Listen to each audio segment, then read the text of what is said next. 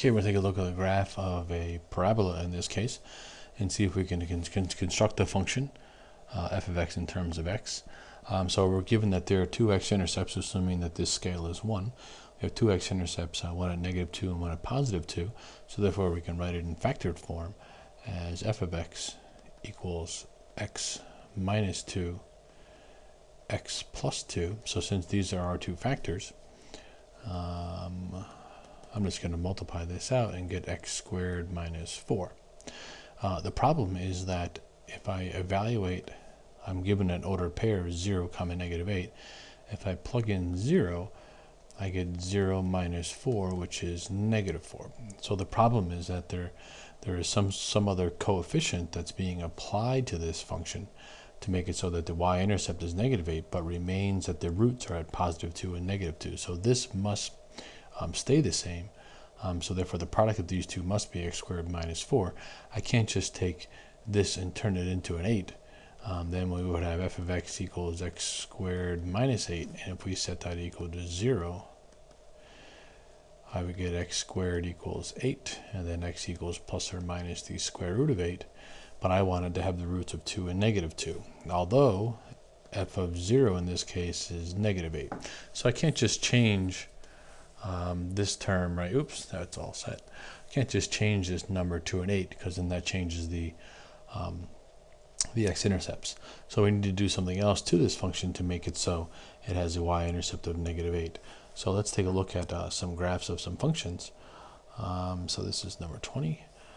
So here is a bunch of functions. Notice here is the base one, x squared minus 4, is this function right here.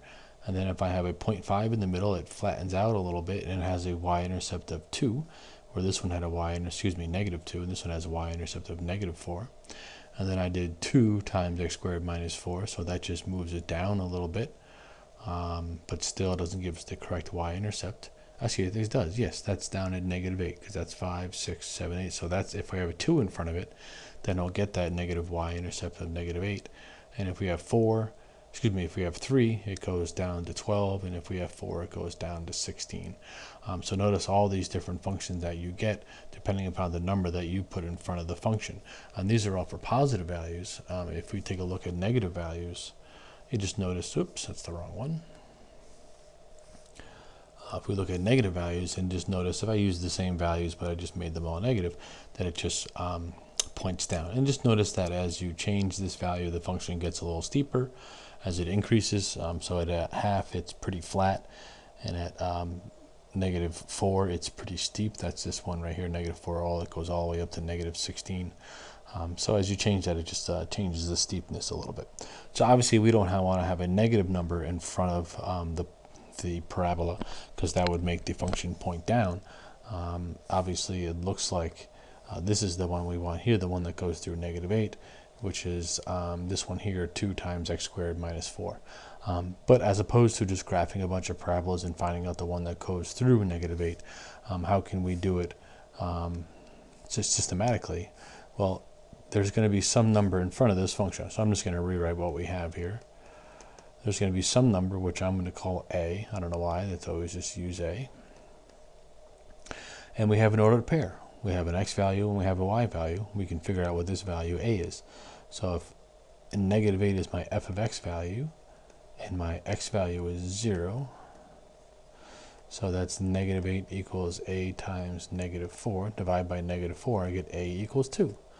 So my function is 2 times x squared minus 4. So let's take a look at this on the graphing calculator and just note that we get the same exact answer. The thing to keep in mind is that notice on this scale is not -10 to 10 going both ways. This is -5 and this is +5. This is going up 3, and I counted this before. This is -10. So if you set your window to be the same window that you have in this visual here, it'll be pretty easy to see what the function looks like. So here's the function, or excuse me, to verify what the function looks like. So here's the value 2 that we plugged in there, and there's my function. And if we take a look at the graph, I changed the window. I just took a window, -5 to 5, and I said before -10 and 3. If we take a look at that graph, we get the same exact graph that we have right here. So that's a way to check your answer, just by using this window and the function that you get for the final answer to make sure you get the correct answer. This next one only has one x-intercept. It looks like it crosses at 1. So therefore, and since it touches, our exponents are it's going to be squared at 1. So if the root is 1, the factored form is x minus 1 squared. Since it touches, we square that, even multiplicity. So there's our function. Let's square this. So we get f of x equals x squared minus 2x plus 1. And then we need to know what is that value a makes it so it goes through 0, 2. So here's my x value and there's my y value. So my f of x is my y value. So 2 equals a. 0 minus 2 times 0 plus 1. So this is just 2 equals a times, this is all just 1. So a equals 2. So there's our function. Our function is equal to f of x 2 times in multiplied or expanded form 2x plus 1. Okay, so here we have 3 x-intercepts. We have this is -2 and this is -1.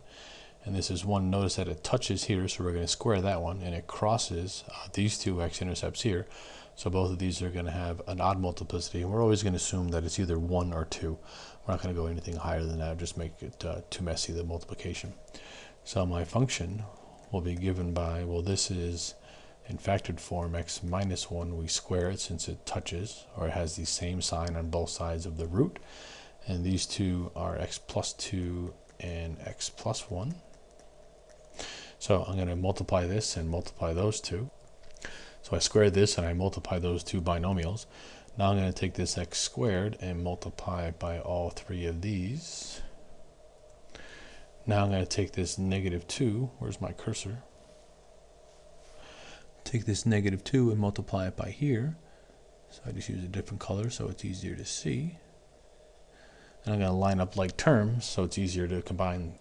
So there's that all multiplied out, and let's get one more color. So let's multiply this 1 by the 3 values over here. So now all the like terms are lined up, so now we just have to add them up. So my function is x to the 4th plus x cubed minus 3x squared minus x plus 2. And so therefore we need to determine what is the a value that we put in front of the function.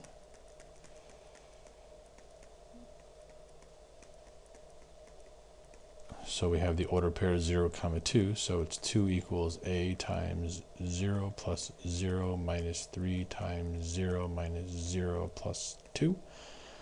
So therefore this is just 2, so 2 equals 2a, so a equals 1. So therefore our final answer is just our function. And there's our answer. So this one has 1, 2, 3 roots. This one is an even multiplicity, has the same sign on both sides of the root. Looks like this is -1. It's like this is +1 and it crosses, so therefore this is odd multiplicity. And this touches at 2, so therefore that has an even multiplicity. So this is going to be in factored form x plus 1 quantity squared. So our function will be x plus 1 squared. And then this will be x minus 1. And this will be x minus 2 quantity squared. So I'm just going to multiply this one, and then we'll deal with that x minus 1 in a second. So I squared this binomial and squared this binomial and got it here. So now I'm going to take this x squared plus 2x plus 1 and multiply it by x minus 1. So let's just choose a different color here. So x squared gets multiplied by those two terms right here. And then we need to do the 2x times the two terms inside here. And then we need to do the 1 times these two terms right here.